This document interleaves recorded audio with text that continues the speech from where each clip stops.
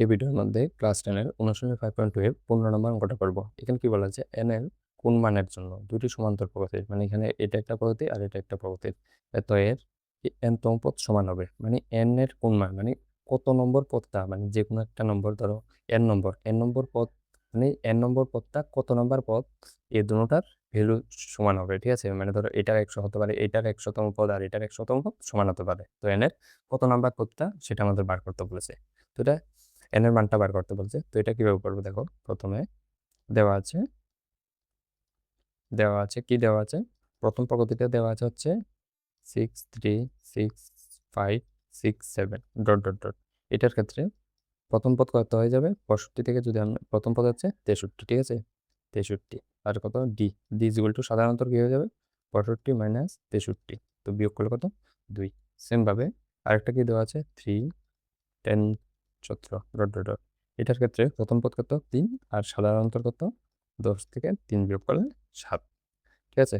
তো এখানে কোশ্চেন কি বলেছে, মানে কত এনতম পদ সমান হবে, ঠিক আছে। তো এটা দেখো কিভাবে করবো, এটাই প্রশ্ন অনুসারে, মানে কথাটার মানে হচ্ছে an is equal to an, মানে প্রথমটার এনতম পদ আমরা ধরছি, প্রথমটার এনতম পদ আর পরেরটার এনতম পদ মানে সমান। আমরা এন এর ভ্যালু জানি না, তো এন এর ভ্যালু আমরা বার করবো। তো সেটা কিভাবে বার করতে হবে, an ইজ ইকুয়াল টু কি লেখা যাবে, a plus n minus 1 D, ঠিক আছে। এটা হচ্ছে এটার ডি ইউজ হবে, আর এখানে কথা an এও সেম ভাবে a plus n minus 1 D, D হচ্ছে এটা ইউজ হবে, ঠিক আছে।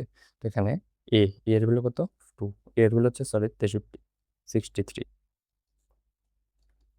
প্লাস এন, এর ভ্যালু আমরা জানি না, আর ডি এর ভ্যালু কত 2 ইজ ইকুয়াল টু এখান থেকে কত এ এ হচ্ছে কি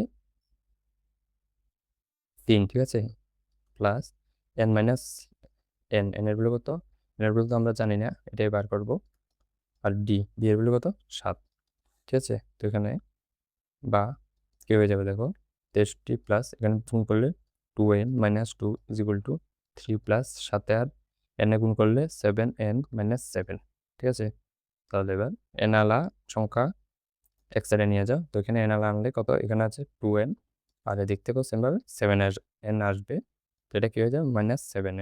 আর এদিকে কত কত আছে, এদিকে সবগুলো সংখ্যা নিয়ে যাও, এখানে প্রথম কোন দুটোটা আছে এটা, তাহলে 3-7, আর এদিক থেকে 63 আনলে সেটা হয়ে যাবে -63, এতে 2 আনলে 2টা হয়ে যাবে +2, কারণ এদিকে -2 আছে। তো এখানে দেখো, এখানে বিয়োগ করলে -5n, আর এখানে দেখো মাইনাস আলা দুটোটাকে প্রথমে যোগ করো, তাহলে 7 আর 63 যোগ করলে 70, এটা মাইনাস আছে -70,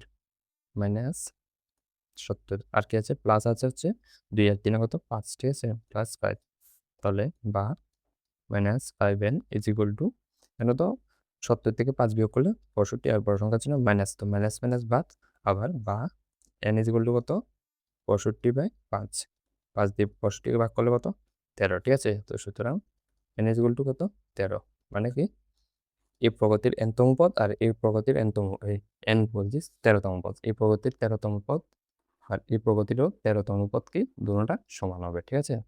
এটা উত্তরটা লিখে দেবে। তো উত্তরে কি লিখবে দেখো, লিখছি আমি, সুতরাং 13তম পদ